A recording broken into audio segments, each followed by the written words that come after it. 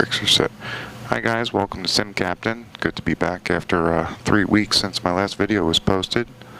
We're going to be departing runway 2 here at Concord, North Carolina, which is just outside Charlotte, and we're heading home to Philadelphia. Going to do a Q&A session once I get airborne. Quick briefing for the departure here. We're all set, everything is good to go, checklists are complete. We're going to depart runway 2. Any failure before VR will abort the takeoff by saying stop, bringing the power to idle, deploying the spoilers, engaging reverse thrust, and applying braking. Any failure after VR, we're going to take it to the air and divert to Charlotte International. We expect a normal departure. We're going to Philadelphia. We're going to be flying the Sea Isle to Sea Isle VOR, and then the Cedar Lake 8 arrival into Philly. Our top altitude is going to be, I better check that flight plan because I do it so often, flight level 390. We'll do an initial climb to 10. Unfortunately, we don't have air traffic control online, but brakes are released, taxi lights off, lights and strobes, pumps are on, ignition's on, flaps are set. Trim is set. Flaps are indicated. We'll start the clock. Altimeters are set, all three. Bringing the engines up. There's 40%. They're synced. We'll proceed.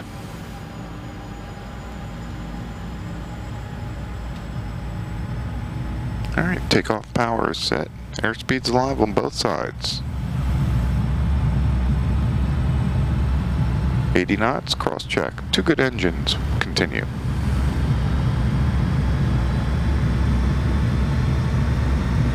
There's V1. There's rotate. Positive rate. Gear up. Gears in transit.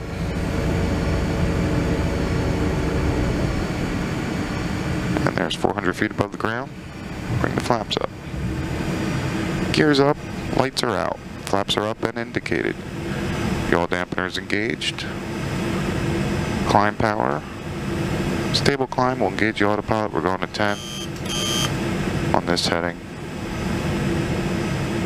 And we'll set 250 knots for at or below 10,000. We need a higher climb rate than that. There's 250.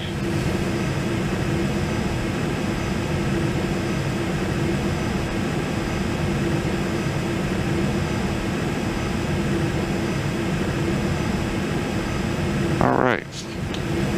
After takeoff, gear up, lights are out, flaps are retracted and indicated.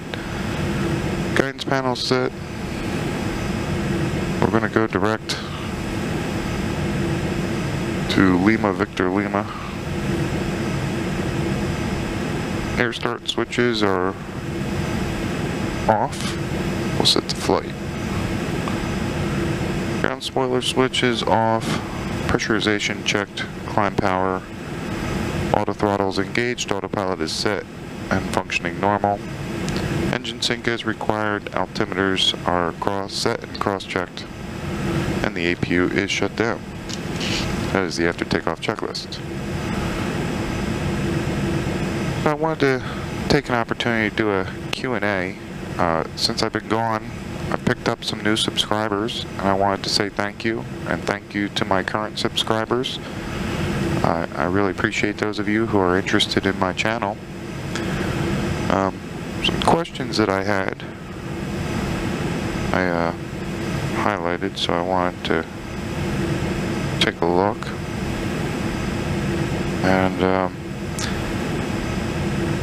first I'll start with a conversation I was having with a viewer about PMDG aircraft because of their realism with systems and everything. You know, I do want to fly a PMDG aircraft. I really want that realism and the added complexity. The only thing is, I'm so obsessed with the Gulfstream, and my need to fly the Gulfstream is so strong that I'm willing to sacrifice some realism just to fly this airplane. set the altitude, flight level 390. There's 390, we're past 10, landing lights are off, fuel pumps are off. So I might get the 737 PMDG, but I don't expect I'll fly it too often. I'll let you know if I do and what my thoughts are on the aircraft if I get it. Now that we're above 10, we can accelerate. Alright, next question. Sent from John, wants to know if I'd be interested in selling my sim kits. And I will have to answer your message. Yes, I would be willing to sell my sim kits. I mean, they're really expensive, a couple $100 per instrument, so if we could come to a fair price for both of us, we can discuss it. Alright, my next question is, do I think that, well, I'm sorry, this is from WOT Cinematic. This is so cool, I would love to build a cockpit. Do you think it's possible to get some kind of cockpit with 1,000 to 3,000 euros? Absolutely. I mean, this cockpit just evolved over time, and I kept adding to it, but it started out as just a yoke and rudder pedals, and then I had throttles. Then I bought this whole GoFlight setup. I really like their throttles and the center pedestal and how it comes in this rack or case or whatever you want to call it. And I like the feel and functionality and the look of them. I think they're really good. I'm gonna add a little power here for this climb. You know, the SciTech are really affordable. So, you know, pick up a couple of instruments. You can always add on later. SciTech does the autopilot and the radios. I just like the GoFlight better for those. So I don't have any of the SciTech radio panels, but, you know, the GoFlight's a little more expensive, but I think it's a higher quality. But the SciTech, they do a nice job. You know, they have the switch panel with the landing gear, radios, the autopilot, which I do have here, the backlit information panel. Alright, there's transition altitude. Altimeters are set to 29 or 9 or 2. We'll turn the seatbelt sign off.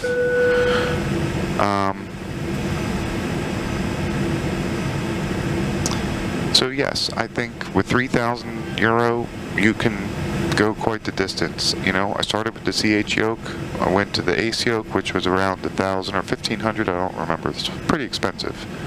And then I'm now using the, I think it's pronounced Brunner yoke, the CLS-E force feedback yoke. Really, really love this. It's a great yoke. But you can definitely get a good cockpit started with 3,000 euro if you already have your computer and everything, all the software you want.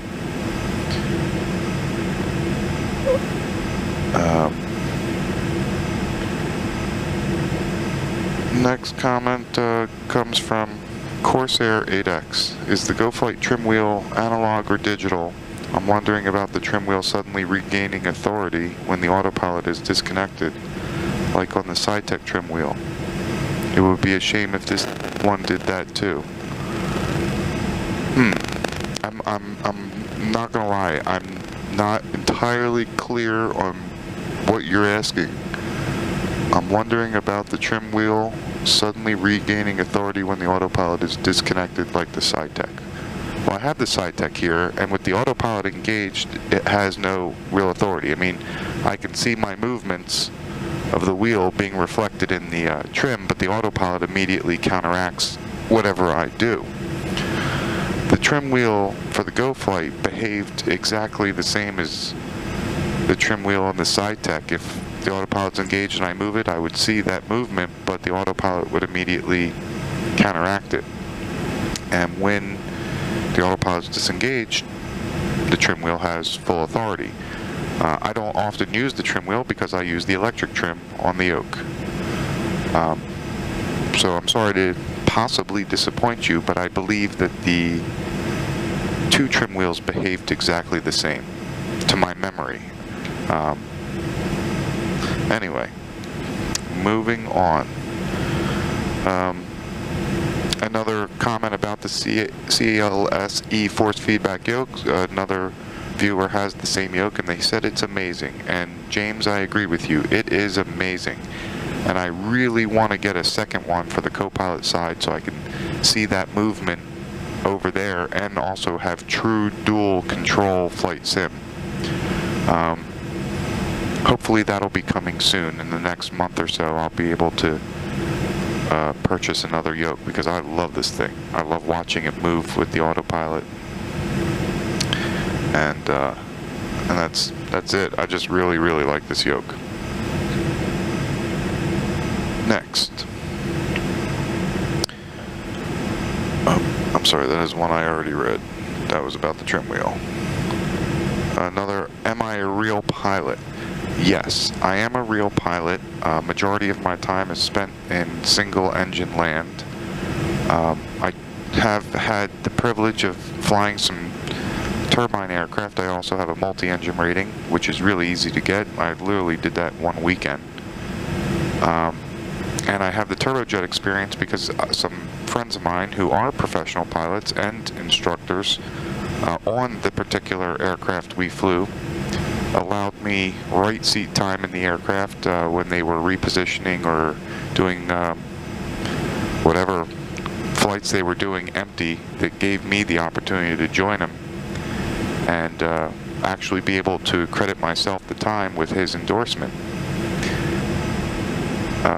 So I am a real world pilot, but I am not a professional pilot. I have never been paid to fly. You know, real world life gets in the way sometimes. You know, it's something I would have liked to have done with my life professionally, but I started my own business. I got married, I bought a house, you know, and I have other responsibilities that redirected my attention. So flying is, at the moment, more of a hobby for me. Haven't actually gotten to fly very much. I've only flown maybe twice in the last month. Even though I was doing a bunch of traveling and I was away from the channel for a little while, because every weekend we were going either to the shore or a car show. We were in Europe at the end of July, in Italy. So, you know, really my flight sim gives me that fix that I need for flying, and you know, I can do it anytime I want, almost. I would have made a video sooner, but you know, coming back from all that time away, I had to catch up on my job and you know, things around the house before I could get to making a new video. And the last question is about my USB hub. I'm sorry, I don't know where the question went, but I remember him asking about how many of those USB hubs I use. The Cambrinix or Cambrinox, I don't know how to pronounce it. USB hub, which is by far the best hub I've ever had. It is very powerful. It takes power load off the computer for all these devices that need power, which has made my computer run much better and flight sim run much smoother. You were counting all the things I have. I forget what the total number was, 40 something. I have it noted in one of my videos. So he assumed I had 3 of these hubs, but actually I don't. I only have one hub. Let me grab the camera here. Give you a peek down at the hub here. There's the hub. Kind of hard to see. See if I can get a little light on it. There we go. That's the only hub I have with the power supply. I'm using the hubs that came with my get the camera back in place here. I'm using the hubs that came with the GoFlight, which are built inside here. I'd have to take modules off to show you those 2 hubs, but those 2 hubs are going to that hub, which that hub is then going to the computer. So that hub is aiding in the power supply of 2 already powered hubs that are inside the GoFlight. And those hubs that GoFlight provided me, I've never had a lick of trouble with. So my setup, it just works for me. I definitely recommend the Cambrinox, I don't know how it's pronounced. But it is the highest quality hub I've ever come across. I will probably purchase another one But at the moment, I'm not having any troubles. Everything's working the way it should. So if it's not broke, don't fix it. I will only get another one if I continue to add on. Right now, I'm only anticipating needing one more USB hub for another yoke, which I actually have a direct available hub, port on the tower. So then the other yoke, like this yoke, will go directly to the tower. Anyway, that is all the questions I had. I wanted to say thank you to all my subscribers, and you know, now that things are kind of settling down and I'm going to be back in my normal routine, I'll try and participate in some Friday night ops and bring you some more videos more frequently. Anyway, so right now, just want to check on our current progress. We're almost 390, 1,000 to go. We're direct to Lima Victor Lima. I know that VOR, but it's not coming to my brain right now. Victor Lima Victor? Something lock. Just cannot remember. I have to wait till I'm a little closer. I set this flight plan up the other day and then just turned on Flight Sim and got going. But we're getting to cruise here. I'm going to cruise at Mach 0.80.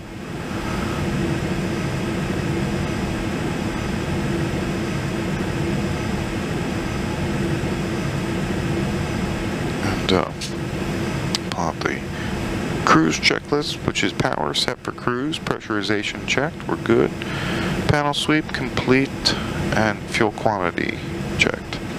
We have 3,018 pounds of fuel.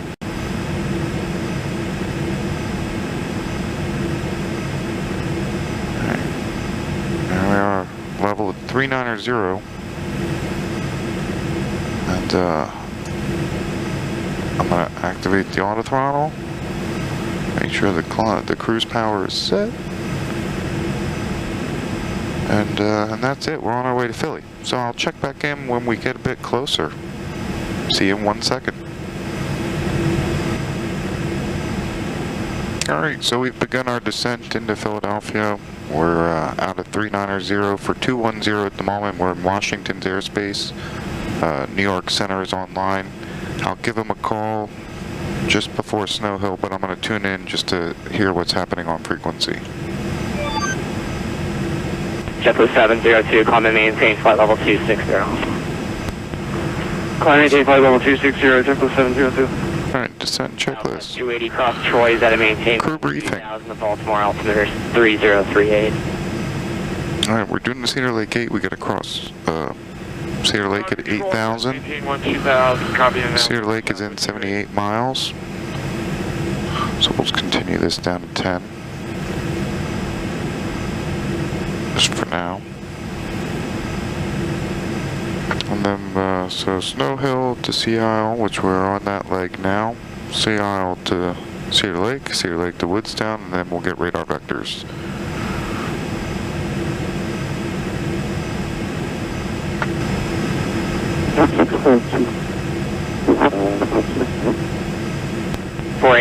Turn right heading 060, join the localizer, just to maintain 3000. 060 to join the localizer, 9 right, down to 3000, 4800. Delta 2524, proceed right green, join the localizer, just to maintain 3000. Green, join the loc 3000, Delta 2524. 4800 is 10 miles from Keeley, maintain 3000, still establish clear ILS, runway 9 right, good ILS Zulu 9 right approach. Alright, 3,000 until established. Clear for the ILS Zulu, 9 right, 4800. Okay, we're clear for the approach. We've intercepted the localizer, kind of chasing it a little bit. With you, flight level 5,000. Slow us down to approach. Put the first flaps out. Center is ready to contact 4800, runway 9 right, clear to land, winds 04013. 9 right, we're clear to land 4800, and we park base of the tower. We'd like to exit to the right. Gotcha. Delta 2524, runway 4, clear to land. Alright, clear to land, gear down. Clear to land 4, Delta 2524. Southwest 3774, descending, maintain snap and valve. 7,000, 3774. Alright, yacht opener off, gear down, 3 green lights. 2183. We're gonna put flaps to full. 83, affirmative, comment, maintain 12000. 12,000, American 2183. And we are cleared to land. Alright, outer marker. Final checks, gears down, 3 green lights, flaps are full. Yacht opener is off, lights are on. JetBlue Pumps are on. 18, proceed direct merit, comment, maintain flight level Parking brake 2, is correct, off, 17 and spoilers are armed.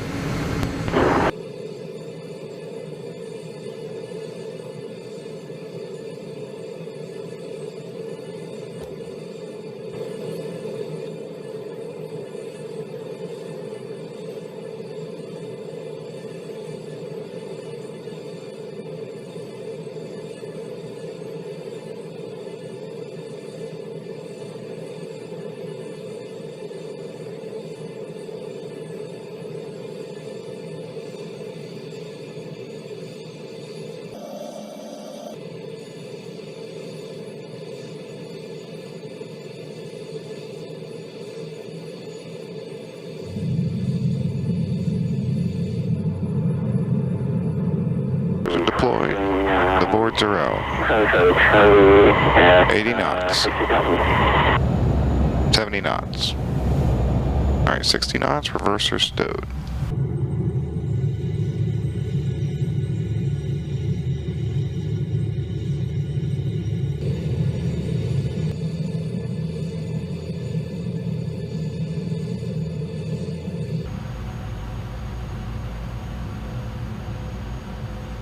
Alright, and as we're clear of the active, we'll kill the strobes and landing lights. New York 480 Sierra, we're clear 9er right at Philly going to parking. And you can enter the parking via Juliet.